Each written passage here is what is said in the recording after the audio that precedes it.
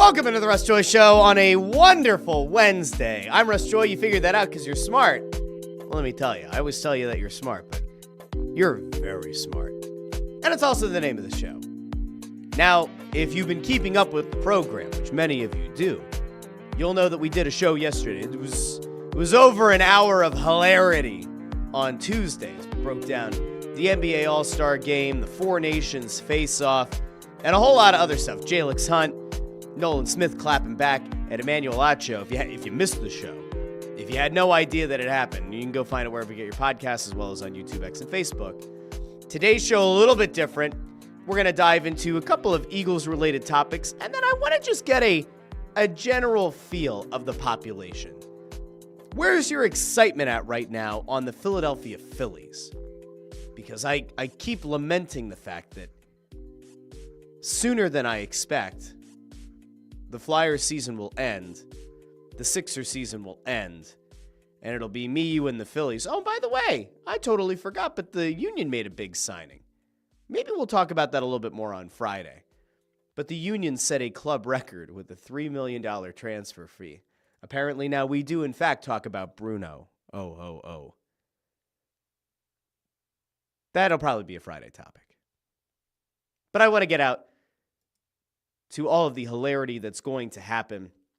Guys, I'm being honest here, right? When we talk about the Phillies, everybody I think at this point knows where I stand on the Fightin' Phils. I am not a huge believer, and I don't like to go on the record with a super early prediction before they've even had a single spring training game. But I have a hard time believing in that team. We're going to get there a little bit later on in the show. But where I want to start today is a couple of news and notes that happened in the past 24 hours or so, and they both involve the Eagles. One of them is a little bit frustrating, I guess, and then one is a potentially great development for your team, your town, your Philadelphia Eagles. Now, the first thing I want to get to is that the Eagles appear to be losing another coach. Now, it's not one that you might have expected to see named. It might not be one that you're even really that familiar with. But we're going to go there because it could be part of a little bit of a trend that we might not want to see. But Kellen Moore is poaching at least one Eagles coach, and presumably there could be more joining his staff. But Jacina Anderson put out yesterday afternoon news. I'm told the Saints are currently working to finalize a deal with Eagles quarterbacks coach Doug Nussmeier to become the team's next offensive coordinator per league source. Now, why is that a big deal? Well, because as we all know, the Eagles are in need of an offensive coordinator. Why? Because Kellen Moore took that Saints job that I still think he's kind of crazy for taking, but I understand there are only 32 of those jobs, and I guess there's never a guarantee that you're going to have the opportunity the following season, but I will just very simply point out the fact that I'm fairly confident Kellen Moore could have had his pick of jobs next year. He goes to New Orleans, that's fine. What happens when a guy takes a job with another team? Oftentimes, that guy, for better or worse, I would argue a lot of times for worse, that guy will end up getting some of his offensive staff to go with him. Now, is it a huge loss? Is Doug Nussmeier a huge loss? I have no idea. I've never met the man. I don't know what exactly the guy does. Do I like the idea of another QB coach having to come in and work with Jalen Hurts in addition to another offensive coordinator? Maybe not. At the same time, if you are going to hire a new OC, which hopefully will come from outside of the organization, chances are that guy is going to want to have the opportunity to hire a lot of his position coaches. And maybe Doug here took a look at the landscape and said, you know what, if I'm not going to be considered for offensive coordinator with the Philadelphia Eagles, and there's a chance that they're going to bring somebody else in who might not want to keep me in this role, then you probably leave. Now, in fairness, that's a nice jump from quarterbacks coach to OC. Probably a nice pay increase as well. Job security in the National Football League, a little bit hard to come by. So kudos to him. Now, the reason that I say it's slightly concerning, if we want to call it concerning, I don't know if I'm there yet, is Kellen Moore was a well-liked guy and put together a nice group around him and worked very well with the guys who had already been in place. And it stands to reason that if he has the ability to offer some of these guys a better job or a higher paying job, they're going to consider going with him. Now, it doesn't necessarily portend bad things for the Eagles. I don't look at this move as being an indictment on Nick Sirianni or the Philadelphia Eagles organization.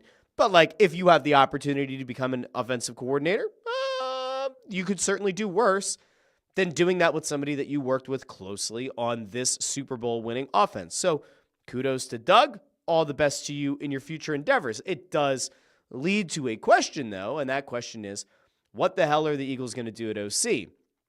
Because as of right now, that remains a big question mark. Now, there have been a couple of names thrown out.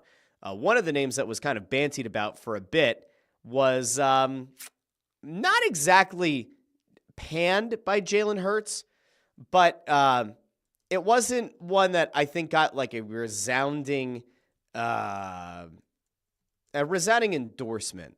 It was at the end of the regular season, and Hurts was asked about it, and it really sounded like his hope is that they're going to get an established offensive coordinator. And in fairness, it made a big difference this season going from an internal hire the previous year to actually going out and getting a proven guy in Kellen Moore. And what's the easiest way to put this? If you're Jalen Hurts, at some point you have to want some sort of stability at offensive coordinator. He's on, his fourth since joining the Eagles, right? I think third or fourth offensive coordinator, or third or fourth different quarterbacks coach. Like, at some point you want some consistency. Now, you could make the case that it could be worth looking at an internal hire if it's somebody that Hurts has really good rapport with, that already has good rapport and built up equity with Nick Sirianni, that can kind of serve as a liaison between the two. Like, maybe you feel good about that possibility. Maybe you want to go after another young, potential, up-and-coming offensive coordinator. Kellen Moore was unique in that he had served a role with the Cowboys for a number of years. He had gone out and served in the same role for the Chargers, and then he came here. So it's not like he was a young pup in his first or second year in that kind of role, but he's certainly not an old head, and he's certainly not a guy who would be viewed as a huge retread who had been, passed around the league for 2 decades. That's not what Kellen Moore was. Could I envision a scenario where the Eagles say, you know what, we're going to go and try to find another dynamic offensive mind. We want to try to go out and get somebody who can be sort of like another Kellen Moore. Yeah, but your problem is that if you do go out and identify that guy, and I don't know who that is right now, but if you say let's go find another OC on another team or a guy who's a free agent who's been an OC before, and let's bring him into the fold, the downside is if it's successful, like Kellen Moore was, he could get poached again in a year or in a couple of years. Like, it's entirely possible. What I think the Eagles would maybe benefit the most from is go out and get your offensive Vic Fangio.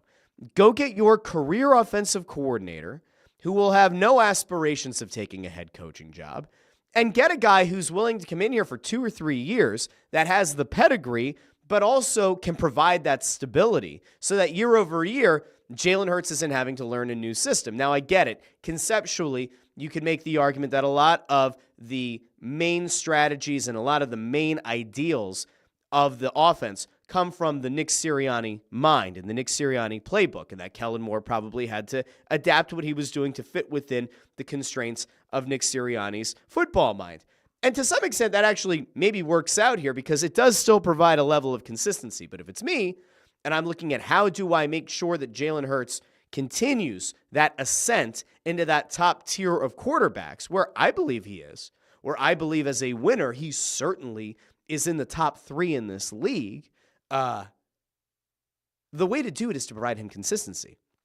The last thing you can do is make a questionable internal hire that doesn't work out, and then you see what effectively looks like a regression like we saw in 2023. You can't have that, especially coming off a Super Bowl win. And as I've now been detailing for 2 weeks, I very much view this as a potential dynasty in the making with a nice wide open window. The worst thing you can do is throw a monkey wrench in your offense. You cannot do that. And now this is where in the past I've been critical, but I am willing to admit faults from time to time. I will give Howie Roseman and Jeffrey Lurie and Nick Sirianni the benefit of the doubt. But I will very much have an eye on making sure they don't make a dumb internal hire. Like if they do promote somebody from within and it doesn't work through the first 6 weeks of next season, we're all going to kind of have an idea why, right? Like if this offense struggles at the start of the year and most of or all of the parts are back, a lot of eyes are going to be focused in on that dynamic. Now, in fairness, Kellen Moore was calling the plays. Nick Sirianni wasn't. It was talked about a lot throughout the postseason that Sirianni moved into more of the CEO role as a head coach that allowed him to connect with everyone on the team, and he acknowledged that he couldn't call the plays and have that kind of buy-in from the rest of the team in the same way.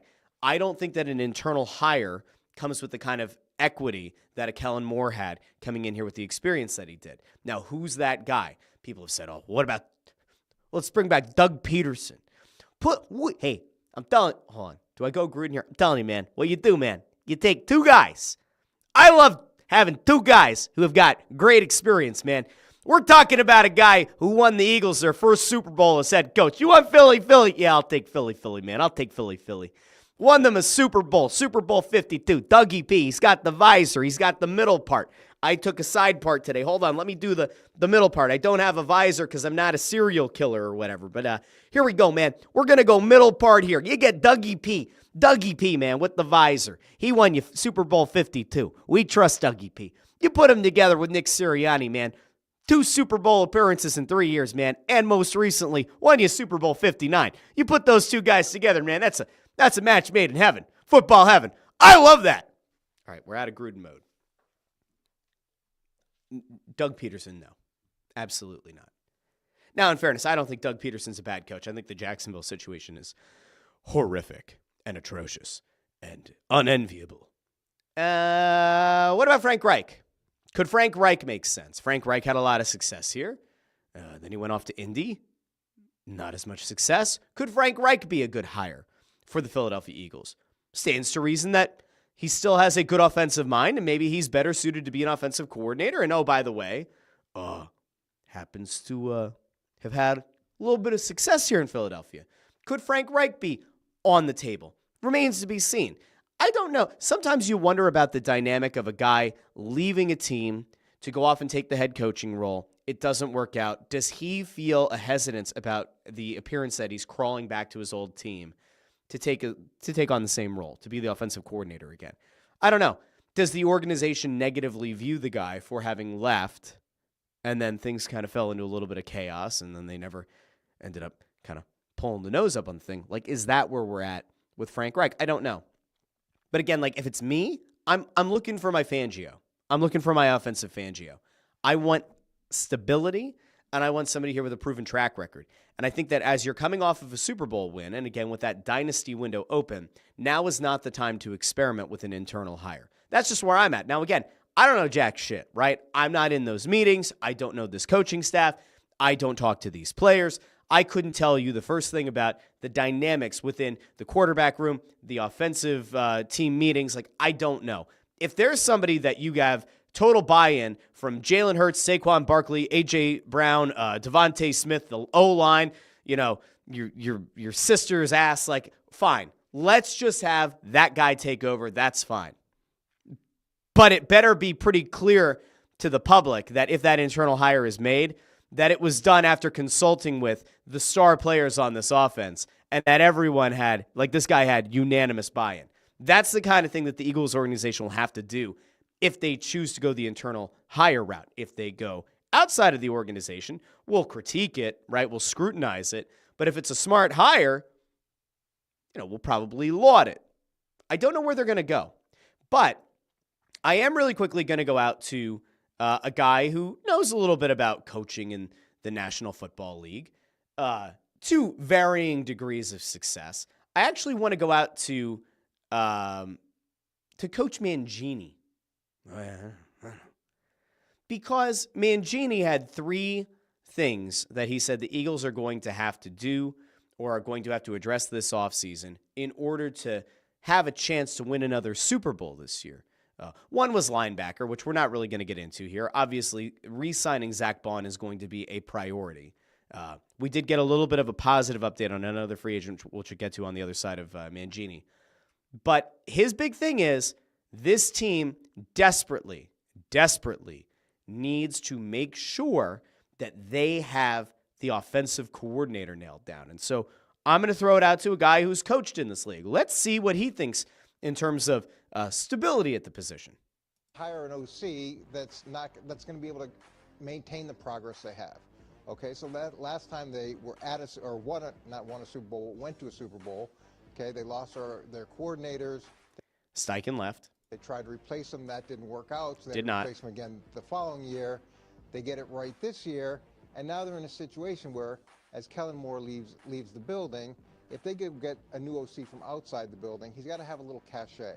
And is he going to bring a different system? And that group is different. That cachet thing is what I'm talking about.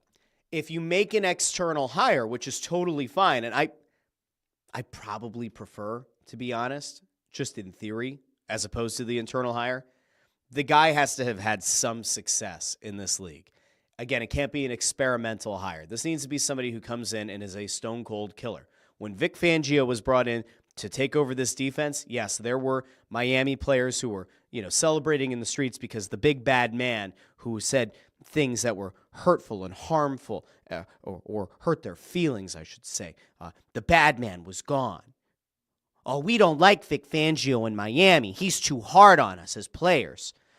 He made me actually work. He made me actually, try to be a better player. Oh, he didn't tell me I'm the best defensive lineman or defensive back that he's ever seen. Oh, that hurt my feelings. That took away the warm and fuzzies in my tum-tum. When Vic Fangio came here, with the exception of those Miami players kind of celebrating in the streets, we all looked at it and said, good. Bring in a guy who has respect throughout the league. And yes, Sean Desai was technically a disciple of the Fangio methodology, but bring in the guy who created the methodology and have that guy take over the defense. And we saw it went from one of the worst units in 2023 to the best in 2024. So again, cachet, good. He used the word cachet. I used equity. Whatever. We'll keep going. Different. That group's now won a Super Bowl. So if the coordinator comes in without the same type of pelts, it's going to be a little bit of the room looking around like, okay, what do you bring to the table? Real quick before we get on to the third And that's a really good point. one. Do they let Nick Sirianni pick him because he's now a Super Bowl champion, or do they say, Hey. Howie picked the last one and we won the Super Bowl? That worked. Yeah, that's part of the consideration. But even the in-house guys now, Kellen Moore's interviewed 3 of the guys that are on the staff. So they must have let those contracts expire, which means now Kellen could pull some candidates that they may want. And that is what's already happened. So since this show happened, Doug Nussmeier presumably is about to bolt to go be Kellen Moore's OC. So Mangine with a very good point there, that Kellen Moore interviewed a bunch of these guys, and it's entirely possible that he's going to poach them and take them with him. Okay. We're going to go to them. So I think that's the second thing. And I'd say the third thing is nobody cares. Nobody cares that you won the Super Bowl. Okay. I certainly don't. Okay. and here's So we're gonna stop there. But the idea here that you need to make sure you have somebody who has built up that cachet across the league, I think is a very pertinent point, and it's one that ultimately is going to affect the initial buy-in among the offensive group. Now, in fairness, if Howie Roseman goes out and hires an OC, I think that at this point, the guys on this team are going to trust that Howie probably made a good pick, especially after how Moore and Fangio worked out. It's tricky because the question last year was, is Sirianni really involved in picking the coordinators? Remember, Sirianni kind of looked like a lame duck, and then it was thought that maybe Howie and Jeffrey Lurie were going to put the coordinators in place to see if they could kind of salvage things with Nick, and there was a question about whether or not Nick was directly involved or if ultimately Moore and Fangio were his choices or not, right? I don't want to totally relitigate that point, but if we are to assume that in the prior year when Steichen left, that the internal hire came from Nick Sirianni, as well as Desai's internal promotion after Gannon left, those would both go down as flops. And if, in fact, Howie is the one who ultimately decided on Moore and Fangio, then I'd say, yeah, like absolutely give it back, give the power back to Howie. And while, yes, Nick won a Super Bowl, Howie has now won 2 in terms of, being here and overseeing football ops. So that is interesting to me. We're going to see where things are going to land, but I will be interested to see over the next few days, is Kellen Moore going to poach more of his coaches? All right, so I'm going to go over to the comments here really quick, and then we have a good little update about the Eagles, and then we're going to get to whether or not anybody cares about the Fighting Phils. Landros2 says, question, would you give up some guy named Doug Nussmeier if it meant winning a Super Bowl? This is what happens. Good luck, Doug. Yeah, I guess I would. We have to sacrifice a Doug after every Super Bowl win in order to get back on track and have another one. I like that.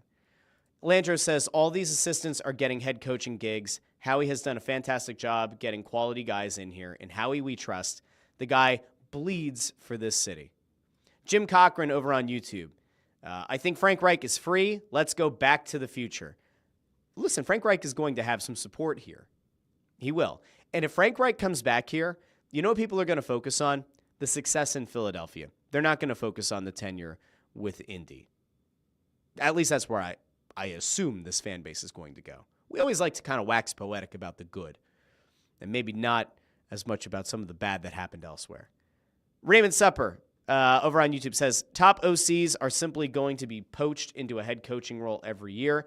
It's the nature of the league right now, which is why I kind of point back to I'd actually like to find an older guy who can be your offensive coordinator, somebody that will not have head coaching aspirations, so you can finally have at least a little bit, a modicum of consistency in that room. JH, by the way, this is funny, where I mentioned about how the Miami players, the bad man, says the bad man can't hurt you anymore. He's off winning Super Bowls. Indeed he is. Methinks that Fangio will have another ring before it's all said and done. Maybe 2 more. Who knows? Who's to say? Jim Cochran says, I just hope they don't bring in a guy that's going to make Jalen throw 35 times a game. I don't see a scenario where that ever happens because you just watched Saquon Barkley nearly break the rushing record.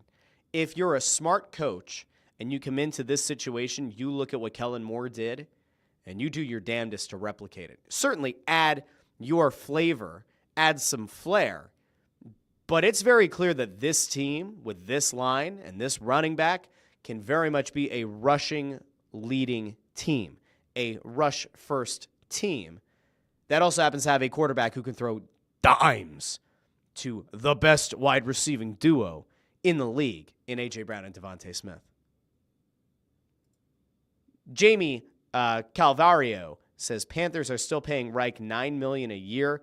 He's probably quietly retired. I think he still gets paid, though. I think that if he takes a new job, they still owe him the money on that contract. I could be wrong, but I'm pretty sure that he would be able to double dip. And if you can double dip in this league and come back to this team that's riding off the high of a Super Bowl, methinks that it could be certainly worth considering. Now I'm going to get to this last Eagles point, and then again, I would like to know in the comments if you're excited about the Phillies, if anybody's excited about the Phillies. There were some interesting quotes that are going around as well. We're going to get to those in a second. But we're going to actually send a shout to 97.5 The Fanatic. I mean that in earnest because Chunas tweeted out while, I guess, on the air, Adam Schefter said to Kincaid and Sal Chunas on 97.5's morning show, I think there's a real chance that Mekhi Becton winds up staying.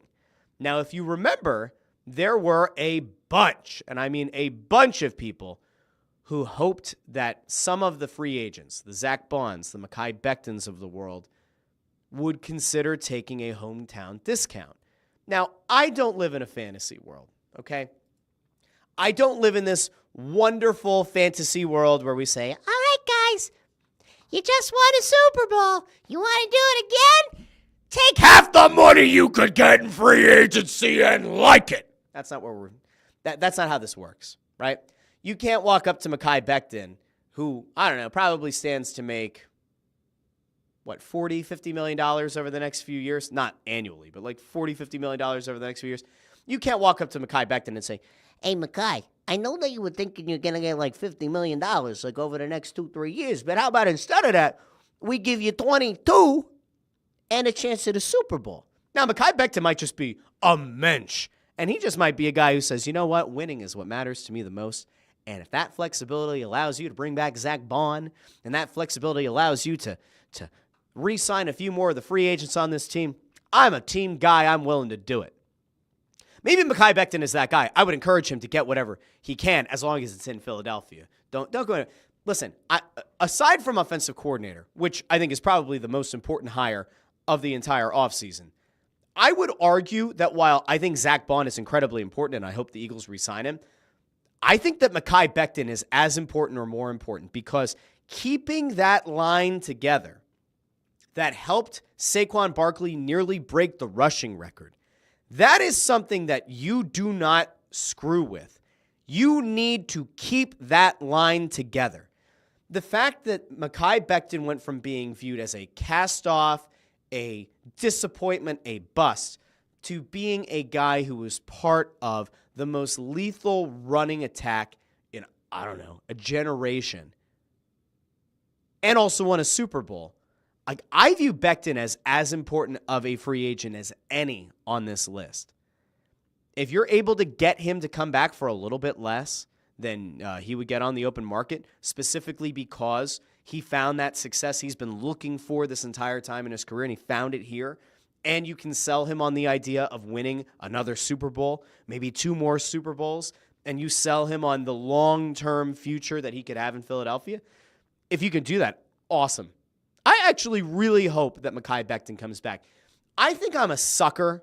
I think that I am a sap, right?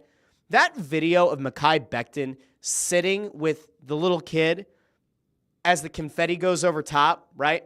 We showed it on the show, but Mekhi Becton sitting there, tears streaming down his face, reaching the elation of winning the Super Bowl after, again, being considered a bust and no longer being wanted in New York. That guy coming here and in his first year winning a Super Bowl, that image of him sitting there, this massive mountain of a man, sitting there with tears streaming down his face because he had reached the pinnacle of the sport, I want that guy to come back.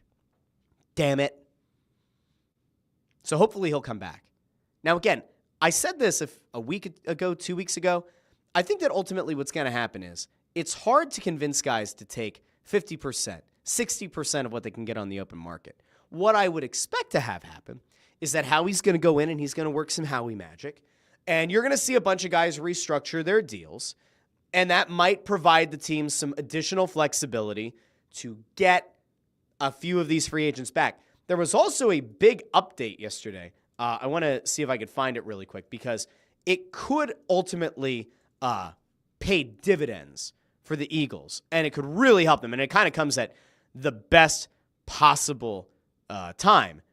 There was something going around yesterday that the league's cap is likely going to go up. I'm actually going to throw this. Who was this? It was Brett Coleman put this out on Twitter yesterday, and it was all about how ratings and Nielsen ratings are ultimately going to affect the salary cap going forward and what that could mean for teams. So, all right, here we go. Hopefully you guys can read this. I could always do the where's my view here where I make myself teeny tiny. There we go. So it says the salary cap is going to explode again, and it's all because of how a change in how Nielsen measures ratings. Starting this year, they are leaning into using data directly from smart TV manufacturers to measure viewing habits in addition to the traditional at-home panel method. By the way, the at-home panel method and everything, like the Nielsen ratings as they're currently constituted are kind of bullshit. But using smart TVs will actually give you tangible data that's useful. Anyway, this means NFL ratings in particular from Sunday Ticket on YouTube are going to be more accurately measured. And that number is going to be way bigger than you think because of how many Gen Z and millennials consume football on streaming devices. More accurate ratings mean the league's next broadcast rights negotiation in 2028-2029 is going to be way more expensive, which ultimately means massive jumps in the salary cap. If I'm a GM, that means next year, or maybe even this year, I can sign some truly outrageous backloaded deals with a ton of funny money that all slams home in 2030 and not even care about the math. And so He then goes to this, which says, keep in mind the NFL agreed to this media rights deal back in 2021, and then Jeff Lurie, who has a background in film and TV production and knows that the league will be going back to the table in 2029, signed Jalen Hurts to an extension 2 years later that looks like this. And so you take a look at Hurts's contract here and where the void years are late in the deal and where the dead money is. It's clear that Jeffrey Lurie, let's see, it looks like I lost my video here for a second, but that's okay. We're not worried. We're not going to panic today. We might have to panic. If I have to panic, so help me. I do have this other camera. It's not good. But the idea here is obviously going to be, and we'll come over here. Hello. How are you? Zoop. There we go. Hi. So the idea here, very clearly, is that if you are a team that's looking to take this thing to the next level, backload your deals. Go funny money. Why wouldn't you? I mean, this is a very fair point. It's a great observation, and ultimately it might be one that could ultimately prove to be correct. That if you are a team that actively wants to account for the cap going up, why wouldn't you backload a lot of your contracts? This maybe helps the Eagles re-sign a Zach Bond and a Mekhi Becton. It comes at the absolute perfect time. So, Jamie asks over here, did Multiview on YouTube inflate these numbers? I don't know. And that ultimately is going to be one of those questions. Like the streaming numbers, right, across the board on a whole bunch of streaming services kind of remain like a black box in a sense. Like one of the things, so because I live in the world where for whatever reason, I still actively care about professional wrestling, right? Because I'm insane and maybe I'm a child. That's also possible. One of the things that has been kind of questioned is Raw went to Netflix, and the question then became, what do those numbers look like? And Netflix tends to put out to the public. There we go. Netflix tends to put out to the public what they get because the streaming audience on Netflix is massive, and that's well known. On the flip side, AEW has been streaming on Max, and those numbers kind of seem to be a black box. Like no one actually knows how many people are watching on Max, and they're not reporting it in conjunction with the over-the-air or with the cable numbers. So could Multiview inflate numbers? I don't know, but I think that what you're likely going to have reporting with Multiview, like with, I assume the question's like around Sunday Ticket. If you had the Eagles game here and a Cowboys game here and a Giants game here in Red Zone, I don't know if it's going to give credit for all three of those single games being viewed. If it does, yeah, like those are going to be funny numbers. And they're not exactly the same thing, right? Because like if you're an advertiser, you would probably want to have a general idea on, was the game being viewed in Multiview, because you're not paying attention to commercials. When you have 3 games plus Red Zone pulled up, you're not watching commercials. As soon as commercials come on, you're switching which box is highlighted, and you're listening to the game feed. Now, I listen to Red Zone the entire time, and then I just monitor those other 3.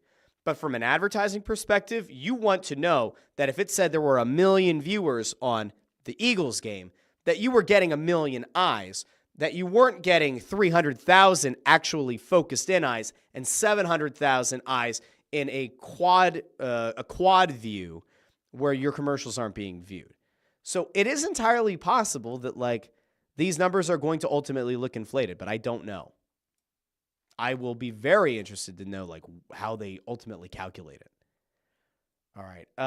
Let's see. I saw a couple of other things in the comments. Allison says, good morning. Dee Dee Skinner with a good morning.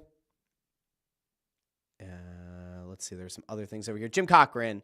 Oh, Jim had a thing about the Phillies. We're going to get there in a second. Let's see. All right. I think that's it. All right. Now I want to go over to the Phillies. Okay. Your team, your town, your Philadelphia Phillies. Because I'm not excited. And I can't lie to you. And I will not lie to you. And I don't think I've ever lied to you as a viewing audience or a listening audience. I tell you when I feel really good about a team, and I tell you when I feel bad about a team. And I feel genuine apathy when it comes to the Phillies. Will I take my family there? Yes. I love Citizens Bank Park. And I love going to baseball games. And my kids really enjoy it. And so I will go, and they will get my money. But they won't get my heart. It's going to take a lot for the Phillies to get my heart this year. I don't think this was a good offseason. I don't think that Jesus Luzardo changes things fundamentally for this team. I don't think that Max Kepler changes things fundamentally for this team. I don't think that the Phillies are the best team in the National League East as currently constituted. I certainly don't think that they're the best team in the National League. Now, I may be willing to adjust my National League East take once I see how they look in spring training. But as things are set up right now, I go, all right, the rotation is really good. I don't know if it's great, but it's really good. Zach Wheeler is here. Christopher Sanchez, you better hope and pray that your former number 4 starter can be a guy who could essentially be a number 2, which he was a lot last year. Then you have Aaron Nola, this very overpaid third guy in your rotation. Luzardo probably becomes your number 4. Ranger Suarez is maybe your 5. You can shuffle Sanchez, Suarez, and Luzardo wherever you want. But on paper, that's a really good rotation. So I feel okay about it. Now, would I be more excited if the Phillies had gone out and gotten a top-end starter? Yes, there were multiple available. Once again, the Phillies did not ultimately land any of them. So there's a certain level of disappointment that I feel in my heart when it comes to the rotation. But it really wasn't the rotation's fault that things fell apart like they did in the postseason. And the bullpen, I have a hard time getting myself totally worked up about the bullpen, except Estevez. You went and you got him. He's gone. A couple other guys left. The bullpens are always temperamental. You can have what looks on paper at the start of a season as a lights-out bullpen that shits the bed. You can also have a bullpen at the start of the season that looks like a very underwhelming group that somehow gels, and they turn into a really great bullpen. So that's like the ultimate X factor. I never know how to evaluate bullpens. So that kind of is what it is. My problem is on the offensive side, though. Like, this lineup is what shit the bed multiple years in a row and ultimately cost you the opportunity to get back to a World Series, to win a World Series. And I don't think they did enough to fix it. Kepler is an okay signing. That's it. He's okay. Like that's all. Nick Castellanos' name was bantied about in trade rumors. Alec Boehm's name was bantied about in trade rumors. They're both here. Trey Turner remains here. I'm at kind of a little bit of a loss, guys. Like, that's honestly where I'm at. So much of the team is unchanged, and I once again worry, like, did they go into another offseason being worried about the vibes remaining immaculate? Because I got to be honest, I don't give a shit about this team's vibes if they can't go out and win. If the bats go cold again in October, I don't give a shit if they like each other, love each other, are, total kismet. Like, I don't care. I'm going to sound like I'm on The Bachelor or The Bachelorette. I need somebody who can push these guys. I need somebody who can go in and challenge their teammates and get their heads back on straight when they hit the skids. Let us not forget, the first half of the Phillies season in 2024 was spectacular, setting them up for a potential record-breaking season. They went to London, and when they came back, the wheels fell off in a big way. They roughly played .500 baseball, and they whimpered out. I mean, remember, they had the chance to put their foot on the throats of the Mets and the Braves. They failed to do so, and the Mets one really came back to hurt them because the Mets curb stomped them in the playoffs. I have a hard time looking at this roster that has mostly remained unchanged again and say, oh yeah, this year is going to be different. I don't buy it. I don't see it. Now, do I think the Phillies were as good as the first half of 2024 played out? I think they're really good. I don't think that they were that good. Do I think that they're as bad as a .500 team that they finished and then that piss-poor effort they put out against the Mets in the playoffs? No. I think they're somewhere in the middle. But the problem is somewhere in the middle likely doesn't get the job done. I mean, the Mets are the Mets, and we can all kind of laugh at the Mets, but they did go out and add the biggest free agent in Juan Soto, which is going to help their lineup tremendously. The Braves remain the Braves. It's going to be a tough division to win. It's going to be a tough division to pick up wins consistently in. It could be a bloodbath in the NL East, which then means you might not be in a great position to get one of those wild cards. There are going to be other divisions that are going to be easier to pick up wins against bottom-feeding teams. The NL East doesn't really have that right now. So as spring training begins, I find myself ever so slightly worried. Just a little bit. Just a wee bit. And in fairness, I'm allowed to feel this way because I've tended to be kind of spot on about a lot of this stuff. I said to you guys last year, the lack of killer instinct is what scared me. And it ultimately came back to bite them in the ass multiple times. I also have another slight concern, which is that Andrew Painter is a guy that they were they remain very much committed to. And Andrew Painter is a guy that they have essentially made untouchable in trade talks, if rumors are to be believed. Devin Caney put out yesterday that Painter told her he's about 6 weeks behind the normal annual schedule for the Phillies. So in his mind and physically, he's ramping up. So right now kind of feels like January to him instead of February. Where is Andrew Painter going to land? I don't know. Now, ultimately, he could be a top end of the rotation guy. Maybe he's the heir apparent to Zach Wheeler. I have no idea.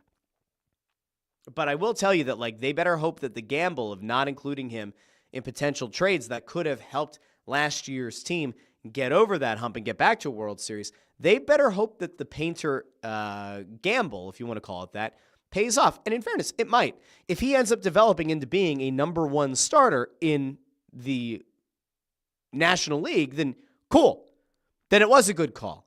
And then he is one of those very rare guys that you make untradeable who ends up panning out and maybe even exceeding expectations. But I have a really hard time right now feeling like, oh, yeah, the Phillies, I'm all in. I'm not all in. I'll give them my money because I really like Citizens Bank Park, and I enjoy a nice time out at a baseball game, and I occasionally like the dollar dogs when they have them available, and my kids love that park. My wife loves that park. We're going to be down at Citizens Bank Park multiple times this summer, but you're going to have a hard time getting me to look at this through red and white pinstriped glasses. I'm not there.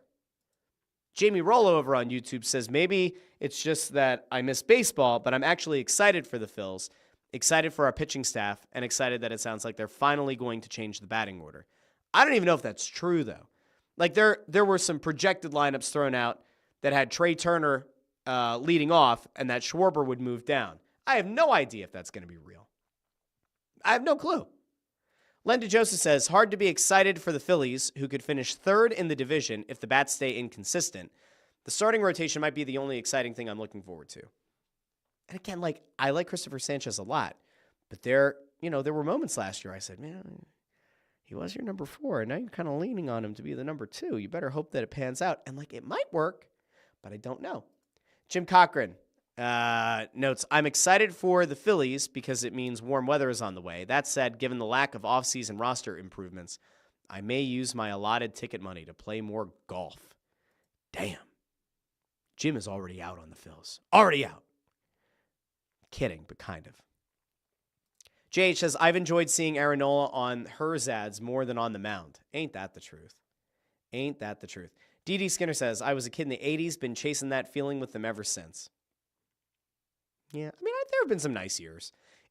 As down on the Phillies as I can be, there have been some really thrilling seasons. And we're not that far removed from the appearance in the World Series where it looked like they had a legitimate chance to win it with Bryce Harper, and then it didn't come to fruition. Jim Cochran, I feel like I can sense some sarcasm here. Can't wait to see Trey Turner's big sweeping slow swing for his third strikeout of the game over and over once we hit September 1st. If they can figure out a way to fix Trey Turner, which feels less and less likely every year, if they can figure that out, it could signal a fundamental shift in this team's fortunes. Because if you get Trey Turner back to what he looked like prior to coming here, that is the guy who can keep this team out of a slump. That is the guy who can consistently get on base, be a terror on the base paths, and help you pick up extra bases, help you score some runs that you otherwise might not have gotten as he's scoring from first on a ball in the gap. Stands to reason that if you can fix Trey Turner, could be about as impactful as any free agent signing because, in fairness, he's been a mediocre at best player throughout a lot of his tenure as a Philly. Dee Dee notes that she went to school with Tug's kids and got to do a review of that little book he wrote about baseball. Totally forgot about that. Joe Papel's over here saying, any thoughts on having guests on the Russ Joy Show? I think so. I actually had a couple people in mind. Because as we start to get into what is going to be this Flyers, Sixers, end of season push. I mean, if you look at the schedule, right, the Flyers come back this weekend and the Flyers Carnival, Charities Carnival is this week. I'm going to be in the dunk tank. God help me at 11 a.m. If you're there, you can come dunk me. You have to hit the thing, though. I'm not giving out a charity, push of the button. No. Gotta ding that little target. But I'll be there. Dunk tank, 11 a.m. God help me. As we get to March, where the Flyers have a ton of home games, March, April, it's all over, right? Flyers season will end. They're not making the playoffs. Sixers, God willing, will fall to a spot where they're going to get to keep their pick in the upcoming draft. And then it's all Phillies all the time. At some point between now and then, yeah, there are a few people that I know that I like enough that I would extend an invitation to on the show. It's possible. Could be. Jim Cochran, though, does make a good point. Aren't we the guests? I've actually thought about doing like the call-in function here. Like there is a way for me to take some trusted listeners and give them the opportunity to hop on the show through video or through audio. I'm just a little bit torn on whether or not it's a good idea because I have an idea of somebody who's going to want to do that, and I'm going to have to give them the old boot. But we'll see. Joe asks, would I have Ant on to discuss the Phillies? No. No.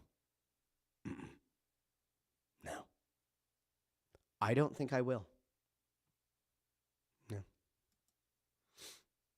Other people, though, to talk about the Phillies, maybe.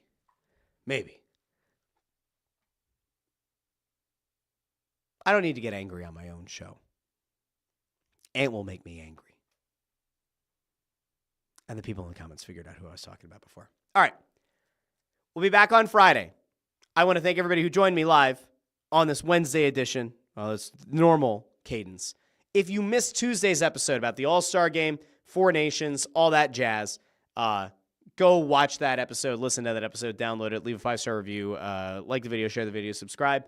Obviously, do the same thing with this episode. I'll be back on Friday morning, 8:30 a.m. with the Russ Joy Show, where we will recap the Four Nations face-off. I kind of meant to dive into that a little bit.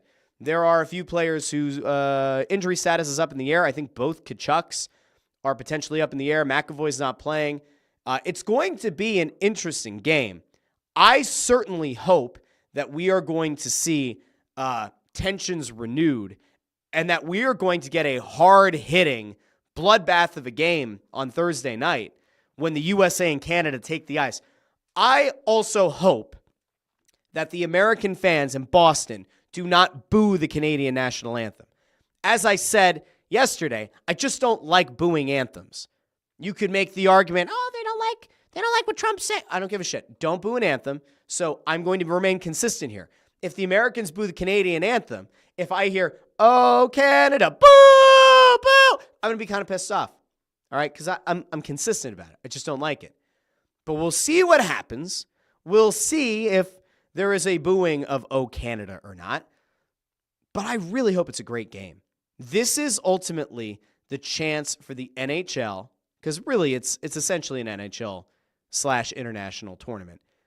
I want to see what it looks like when you have all eyes potentially on your product. The NBA has a huge slate of games on Thursday. But they have really bad PR coming out of this All-Star weekend. There's one game tonight. It's Hornets and Lakers. I don't know if LeBron's playing or not. But, I have a funny feeling that we're going to see a nice big number, a nice big viewer number on USA Canada. And I hope I'm right. But we'll see. We probably won't have those numbers Friday morning. They probably won't come out until Friday afternoon would be my guess, once they kind of add in the streaming numbers. But if we do have them on Friday, we'll go over them as well. I want to see head-to-head, what does the NBA do against the Four Nations final?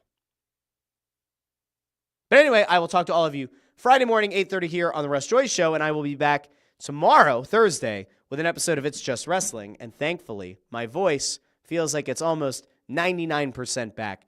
So we're feeling pretty good around here, and I think I'm going to be able to actually get that show out this week. And there's a lot to talk about. Like Ricky Starks is now Ricky Saints. What? All that and more tomorrow on It's Just Wrestling. But until Friday at 8:30 a.m., I've been Russ Joy. This is the Russ Joy Show, but you figured that out already because you're smart. It's also the name of the show. I'll talk to all of you Friday. Have a wonderful Wednesday, everybody. Talk to all of you very soon.